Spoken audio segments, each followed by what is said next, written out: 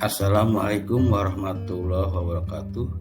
Alhamdulillah pada hari ini bisa berjumpa kembali dengan saya Heli Suheli SVD dengan mata pelajaran sejarah. Baiklah anak-anak sekalian, bisa kalian simak pada hari ini kita akan membahas tentang jalur penyebaran Islam di Indonesia. Jalur yang pertama yaitu perdagangan, yang kedua pendidikan, yang ketiga perkawinan, yang keempat tasawuf, yang kelima dakwah, dan yang keenam kesenian. Baiklah kita bahas satu persatu. Yang pertama, jalur perdagangan. Menurut catatan sejarah, masuknya Islam ke Indonesia melalui perdagangan. Dimulai pada abad ke-7 Masehi hingga abad ke-16 Masehi.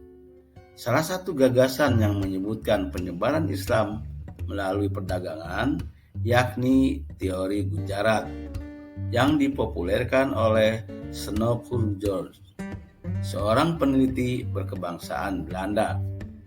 Menurutnya, pedagang beragama Islam di kota pelabuhan India datang ke wilayah Melayu untuk menyebarkan ajaran Islam. Selain pedagang dari India, terdapat pedagang dari Persia, Arab, dan Cina yang ditengarai membawa ajaran Islam dan menyebarkannya ke tiap-tiap wilayah yang dikunjungi.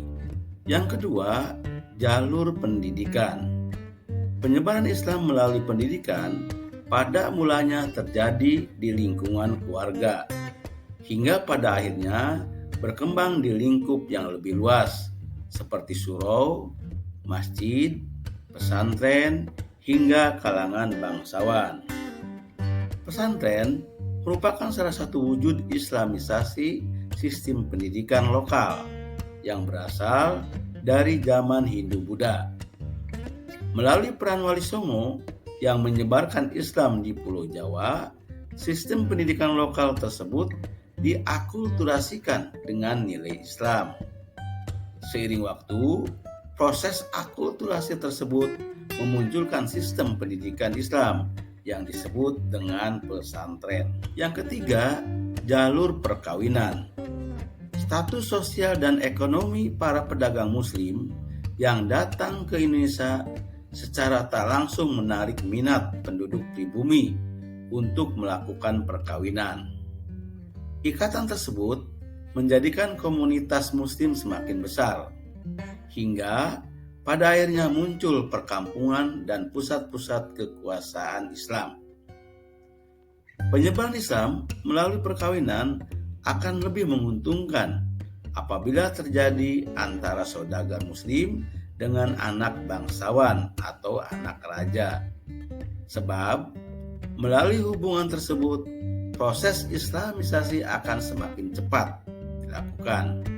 Hal ini mengingat bahwa kerajaan memiliki pengaruh yang sangat tinggi terhadap penduduk. Yang keempat, jalur tasawuf. Secara umum, tasawuf merupakan ajaran yang mendekatkan umatnya dengan Allah. Cara ini lebih mudah dilakukan oleh seseorang yang sudah mempunyai pengetahuan mengenai dasar ketuhanan. Menyadur jurnal berjudul Pengaruh Tasawuf Salafi dalam penyebaran Islam di Nusantara pada abad ke-17 Masehi oleh Iril Azmijal. Penyebaran Islam di Nusantara tak bisa dilepaskan dari unsur tasawuf dan mistik. Hal itu dibuktikan dari adanya praktik sufisme yang menjadi ajaran tasawuf, terutama munculnya tarekat yang kini masih berkembang di tanah air. Yang kelima, melalui jalur dakwah. Sebagian pendatang Muslim di Indonesia memiliki tujuan dan niat untuk berdakwah. Hal inilah yang menjadi salah satu cara penyebaran Islam ke Indonesia. Selain dari pendatang, dakwah juga dilakukan oleh para santri dan keturunan dari pedagang Muslim. Penyebaran Islam melalui dakwah di kalangan para santri tak dapat dilepaskan dari peran pesantren. Sebab Setelah selesai menuntut ilmu di pesantren, para santri diharapkan dapat menyebarkan ajaran Islam melalui dakwah di lingkungan asalnya. Melalui cara ini, agama Islam terus tersebar ke seluruh penjuru Nusantara. Jalur penyebaran Islam yang terakhir, yang keenam, yaitu jalur kesenian. Jalur ini merupakan salah satu media yang digunakan oleh para ulama dalam menyebarkan Islam. Sebab di awal kemunculannya di Indonesia, masyarakat masih memegang teguh kebudayaan Hindu, terkhusus di Pulau Jawa. Melalui kesenian, para ulama melakukan pendekatan tanpa mengubah kebudayaan yang telah berkembang di masyarakat saat itu.